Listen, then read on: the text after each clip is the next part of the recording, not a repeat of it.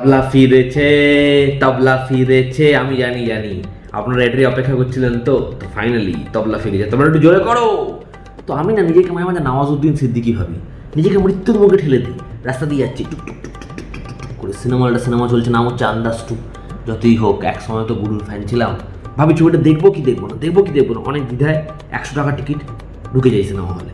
ছবি চলছে যে বললাম, মাঝে মাঝে নওয়াজউদ্দিন মনে হয় কবি কবি লাগতে আপনি ভগবানে 1 ঘন্টা আমি সহ্য করতে পারি। তারপর মনে হয় না, মৃত্যুর মুখে অনেকটা জায়গায় ঠেলে দিচ্ছি, এবার আমি ফিরে আসি। তো এই যে চ্যালেঞ্জটা আমার, মানে বনিদা, ইয়াসদা, তারপর এখন আয়ুষদা, এই ছবির যে নায়ক তার নাম হচ্ছে আয়ুষ কুমার। ও এমন একজন নায়ক যার কোনো ফ্যান্স নেই, মানে ওর থেকে অটোগ্রাফ চায় না, ও অডিয়েন্সের থেকে অটোগ্রাফ চায়। ও এমন একজন নায়ক যার থেকে ও সেলফি চায় না, ও অডিয়েন্সের থেকে সেলফি চায়। এবং এই যে নায়ক, আপনারা শুনলে অবাক হবেন, ওকে অর্জুন কাপুরের বায়োপিকে কাস্ট করা হয়েছিল, কিন্তু ও না করে দিয়েছে। কেন জানেন? না, অর্জুন কাপুরের ক্যারেক্টার করবে না এমন নয়, কারণটা হচ্ছে ওকে 360 টাকা অফার করা হয়েছিল, ও 75 চেয়েছিল, যে কারণে ও ছবিটার সাথে যুক্ত হতে পারেনি। এই যে সবাই বলে নেপোকিট, আমিও ভাবি হয়তো সুনীল দর্শনের ছেলে, নাম বদলে দিয়েছে, অক্ষয় কুমার এখানে আয়ুষ কুমার করে দিয়েছে, আমিও ভাবি এটা। তারপর ভাবি না, মালটাকে তো সুনীল দর্শনের মতো দেখতে লাগছে না।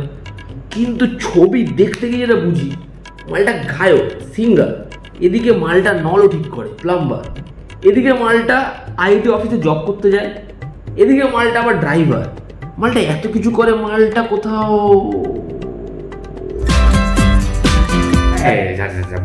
সব ভুলে যান, সব মনে রাখবেন না। ছবিতে ডায়লগ আছে, আমার একটা হেভি লেগেছে। ডায়লগটা বলছে, কলা কালেজা মাংটা। আমি শোনার পরই, হ্যাঁ, কলা কলেজা মাংটা, এটা কি বললো মালটা?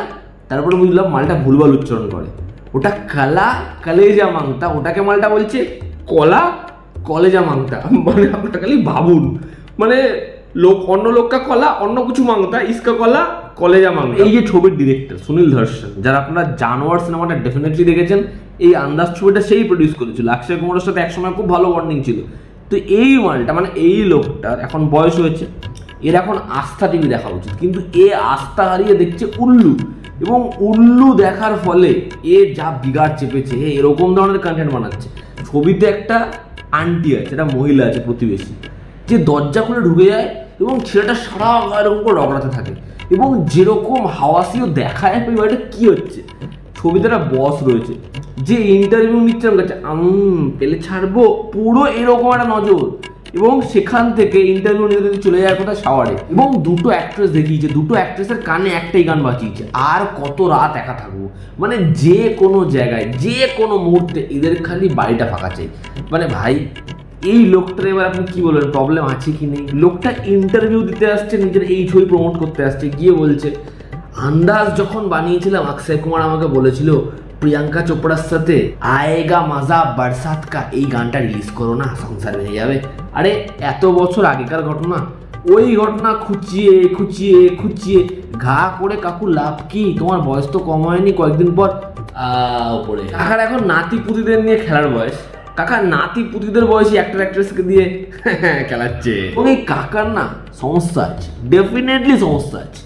কারণ কাকা কয়েকদিন আগে একটা মিডিয়া ইন্টারাকশনে স্টেটমেন্ট দিচ্ছিল, আমি ওটা দেখে আরে মাথায় হাত, যে কাকা ইন্ডিয়ান সিনেমাকে নতুন স্টার দিতে চলেছে, এবং তার নাম আয়ুষ কুমার। মানে যদি কুমার নাম রাখলে সবাই স্টার হয়ে যেত। আমাদের এখানে বনুডা, ইয়াসডা, আমি নাম কারণ নিইনি, তারা কবে নিজের স্যার নেমে কুমার বসিয়ে দিত।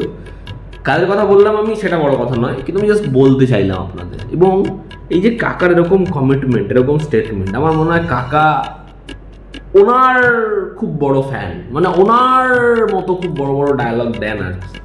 কার কথা বললাম আমি, কার কথা বললাম? আপনারা সবাই যে বোঝার ভান করলেন, কার কথা বললাম?